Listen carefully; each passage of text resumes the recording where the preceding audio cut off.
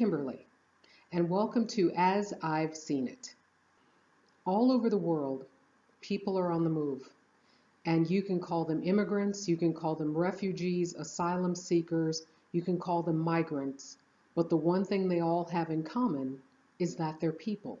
These are our fellow human beings, and some of them are fleeing war, some of them are fleeing persecution, religious persecution, abuse. Some of them are just hungry. Some of them just want better lives for their family, and we treat them like they're criminals. Last week, I talked about our immigration nation, the United States. And this week, I've been watching ICE round up immigrants and deport them. ICE, Immigration and Customs Enforcement, I think is their full name. They're looking like Trump's deportation force. Trump's immigration ban a couple of weeks ago, his Muslim ban, let's call it what it is. It is not a travel ban, it's a Muslim ban. And it's a ban against refugees. The U.S. vetting process for refugees is really strict. And I'm not making that up. I got that from Madeleine Albright, former Secretary of State, that Madeleine Albright. And while we've been watching the Trump clown show, the anti-immigrant actions, the anti-refugee actions, the anti-migrant actions have been happening all across Europe. It's getting worse. The president of Hungary decided refugees running into Hungary, he's decided to detain all of them. If I am not mistaken, once these asylum seekers reach a European country, reach a country that's in the EU, they register there, but then they can go on to another European country. Remember a couple of summers ago, people were trying to get to Germany, and it was people in Hungary who were holding them up? Well, now the president is saying, I'm stopping all of them. I don't care if they have the right to move on. I don't care if they have the right to go somewhere else. They're going to be detained here. Meanwhile, Madam Unelected has shown just how cruel and hateful she can be. She's decided to stop a program that David Cameron agreed to called the Dubs Amendment, named after Lord Dubs, who himself was a child refugee. And under this program, the UK agreed to take up to 3,000 of the unaccompanied child refugees in Europe. So far, they've taken 200 under the Dubs Amendment. They say they'll take another 150 more, and that's it. That's all they're taking. She's shutting down the program.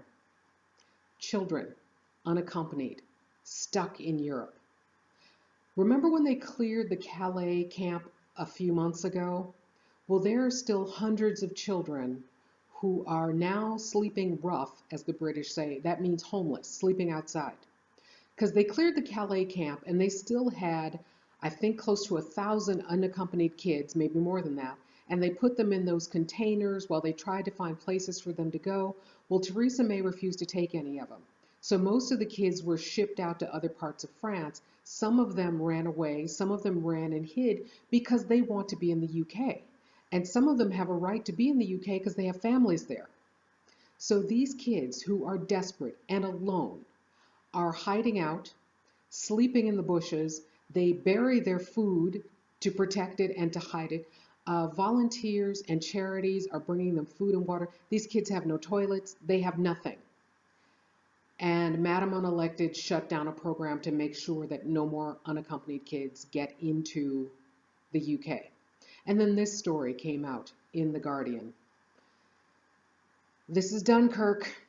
These are asylum seekers who are stuck there, who are being abused, who are being preyed upon by sexual predators, the women, the children, because Madam Unelected doesn't want to let anyone into her country. Some of the refugee children in France who were moved away from the Calais refugee camp, some of those children have been forced to work for free. They've been forced to pick fruit for no pay. In Italy, there are asylum seekers who've been forced to work for no pay. Now remember, each of these countries is getting money from the EU to help take care of asylum seekers. And where I come from, telling somebody to work for free is called slavery.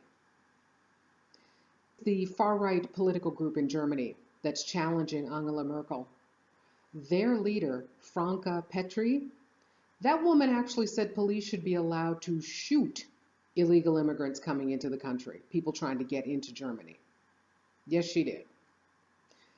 In Sweden, one of the center-right parties has decided they're willing to join with a far-right party to get votes. Marine Le Pen has been trying to clear France of immigrants since forever. She actually came out this week and said French people who are Jewish, who have dual nationalities with France and Israel, need to give up their Israeli passports.